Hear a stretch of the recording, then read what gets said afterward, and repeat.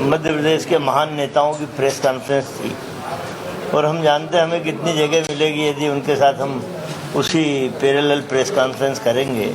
महान 2 साल शिवराज चौहान की सरकार के कल उन्होंने प्रेस कॉन्फ्रेंस ली।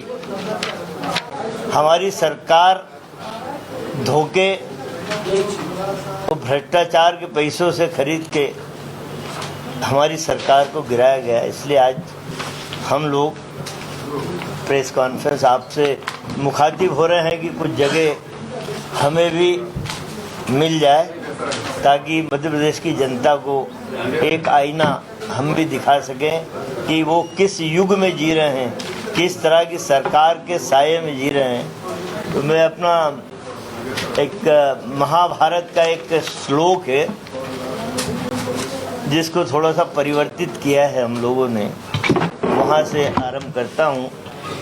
यदा यदा ही मोदिष्य मंदी भवति भारतः अभ्युत्थानम अंधभक्तस्य बेरोजगारी युगे युगे गमो गमो गमो गमो नमो नमो नमो। गम भी है बेरोजगार वाले भाइयों को और गम भी है। और साथियों,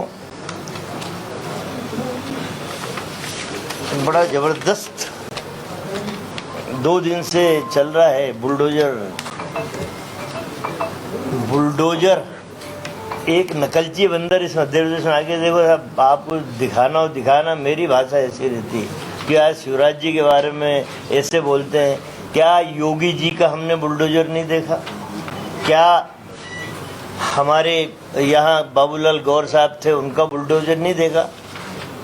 क्या 15 महीने की सरकार में असली काम कमलनाथ जी ने किया था? इंदौर में जमींदोज कर दिया भू माफियाओं को और जो बार डांस की संस्कृति कराते थे।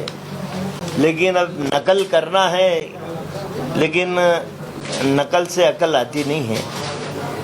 उन्होंने कहा कि अब हम बुलडोजर चलाएंगे। बुलडोजर का सहारा सरकार चलाने के लिए शिवराज सिंह चौहान को लेना पड़ रहा है। उन्होंने कहा कि सरकार, अधिकारियों सुन लो, अपराधियों सुन लो, सरकार अब हमारे हिसाब से चलेगी। 15 साल किसके हिसाब से चल रही थी यार शिवराज काका, जरा बताना भाई। 15 साल किसके हिसाब से सरकार चल रही थी? अपराधियों के, भूमाफियाओं के, या वो अधिकारी जो आज तक तुम्हारी सुनते नहीं? शिवराज भाई आज भी नहीं सुनते। जाने कितने हजार घोषणाएं कर दी पर अधिकारी इम्प्लीमेंट करने को तैयार नहीं है। खुद ही कबूल कर रहे हैं कि अब चलेगी हमारे हिसाब से। उन्होंने कहा कि अब योगी साहब सफल हो गए बुलडोजर। उन्होंने कहा जमींदोज कर दूंगा तुम्हारे घर। तो कोर्ट भी इनके घर में ही खोल लेना, अपन शिवराज के घर में ही कोर्ट खोल लें।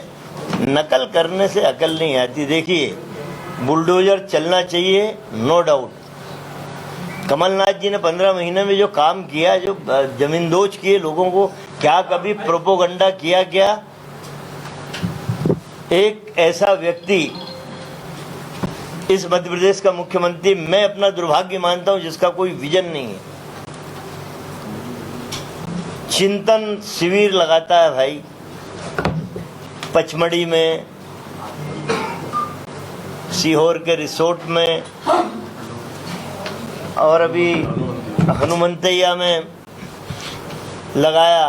पिछली बार जब पचमढ़ी में इन्होंने चिंतन शिविर लगाया था, तब एक बात इन्होंने कही थी, आप लोगों के जेहन में है या नहीं मैं नहीं बोल सकता। इन्होंने कहा था अपने कार्यकर्ताओं को कि देखो भैया, भ्रष्टाचार करो, पर भ्रष्टाचार ऐसा करो जो दिखाई ना दे। ये हेडलाइन थी, आपको ध्यान हो? भ्रष्टाचार करो पर ऐसा करो कि दिखाई ना दे। इस बार के चिंतन शिविर में कितने बड़ा भ्रष्टाचार करना है उसकी नई गाइडलाइन आएगी।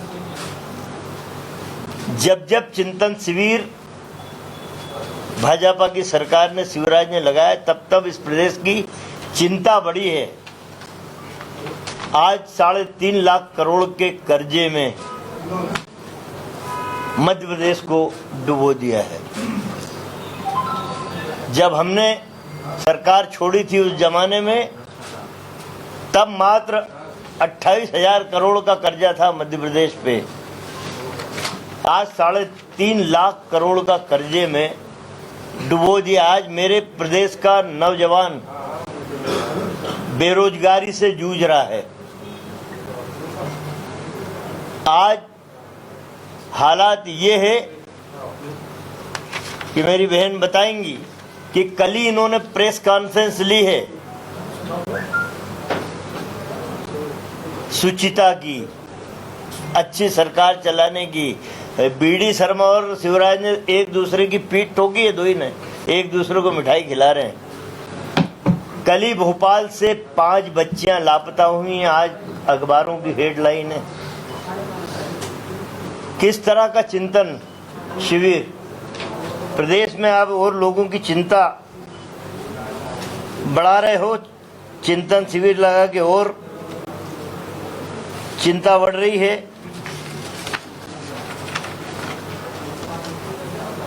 पंद्रह साल की सरकार 2 साल के लिए पीठ थपथपा रहे हैं। अधिकारियों को जो सुन नहीं रहे हैं धमका रहे हैं। अपराधियों को का बुलडोजर चला देंगे। 15 साल इनकी सरकार रही, अपराधी पनपे, किनके राज में पनपे हैं? ये सरकारी अधिकारी भ्रष्टाचार में लिप्त हुए हैं तो किसके राज में हुए हैं? मेरा स्पष्ट आरोप है कि 2 साल का ये कार्यकाल, जिसमें कोरोना की महामारी से 3.5 लाख लोग इस प्रदेश में मरे हैं, मौत के मुंह में गए, ये सरकार कुछ भी नहीं कर पाई। 3.5 लाख लोगों का आपने, आपके अखबारों ने, टीवी चैनलों ने शमशान घाट में चिताओं का 24 घंटे जलते हुए दिखाया है, आपने अखबारों ने छापा है। और आज कोरोना सरकार ने घोषणा की कि पहले 4 लाख की घोषणा की कि 4 लाख देंगे, अधिकारियों को 50 लाख देंगे, फिर धीरे से आ गया कि 50,000 जो कोरोना से मरे हैं उनको देंगे।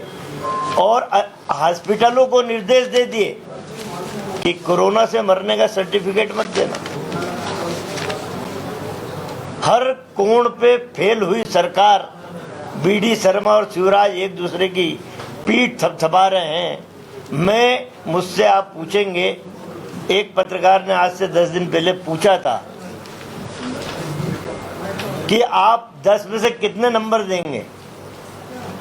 मैंने कहा था इस सरकार को 1.5 नंबर दूंगा। हंसे पत्रकार हो कि 1.5 नंबर क्यों? 1.5 नंबर भी इसलिए दे रहा हूं कि 3.5 लाख करोड़ का कर्जा लेके 5वीं पास बच्चा भी सरकार को चला ले। तो आपने कर्जा लेके सरकार चलाई, हर नागरिक को 50,000 रुपए के कर्जे में आपने डुबो दिया। कौन सी ऐसी उपलब्धि है, मैं आप पत्रकार साथियों से पूछता हूं, कौन सी ऐसी उपलब्धि है शिवराज चौहान की जो उंगलियों पे गिनाई जा सके?